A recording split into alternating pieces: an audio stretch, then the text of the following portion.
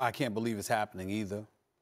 I'm disgusted with what I've been seeing from the Steelers organization. But I think that him partying in South Beach, even though it was perfectly within his right to do so and what have you, and having that offensive line talk about him the way that it did, I'm not sure it's good for him to be in that locker room any longer. As a result, I think they recognize that, and although reports out of Pittsburgh are saying that the Steelers have not received any phone calls, that's what the report said, the ones that I read this morning.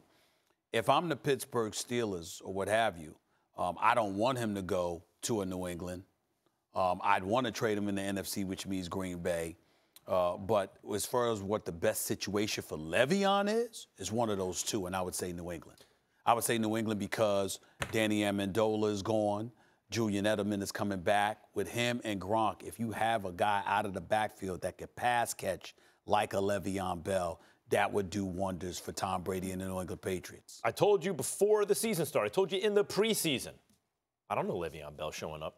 Everyone's, oh, he'll be there. Yeah, the reports are, I don't know he's showing up. What's his recourse? The only way to get paid or get guaranteed, he's got to play hardball.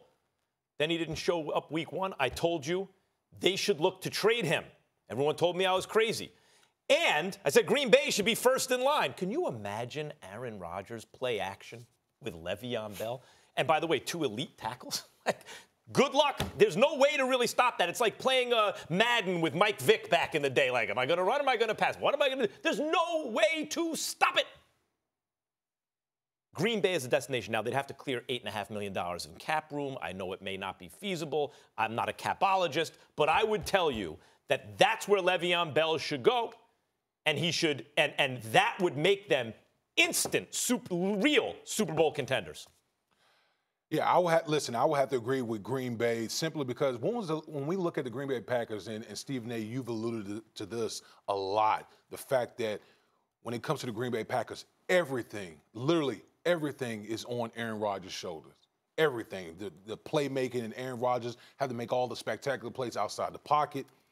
When was the last time the Green Bay Packers had a running back as dynamic as a Le'Veon Bell? I mean, literally, you have to go maybe back to Ahman Green as a guy who was somewhere in the stratosphere of a Le'Veon. One Eddie Lacy. A Le'Veon Bell. But when you look at a guy like Le'Veon Bell in that offense, first of all, we all know the running style that he has, the patience running behind an offensive line that I think most people would consider above average offensive line in Green Bay. Would take pressure off Aaron Rodgers, not to be able to go out there and be basically Superman and create all the plays to try to help his team win. Line him up. He's just as adept as being a receiver as a running back. You put him out in the passing game. If you're Aaron Rodgers, imagine the weapons that they would have in the passing game with a Le'Veon Bell out there. Hold on. That would be tremendous. The question was, if you're Le'Veon Bell, where is the best fit? NFC is significantly tougher, number one. Number two, the Steelers ain't in the NFC. Steelers in the AFC, the team that refused to pay you, that franchise tagged you back-to-back years.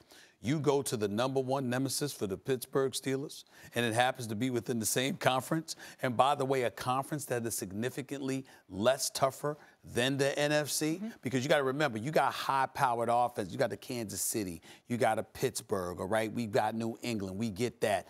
Jacksonville, obviously, that's different. That's defensive. The defensive prowess cannot be denied. But for the most part, when you think about the resistance within the NFC, the AFC can't compare to them. If I'm Le'Veon Bell, I'd rather listen, but there's no way in the world that the Pittsburgh Steelers would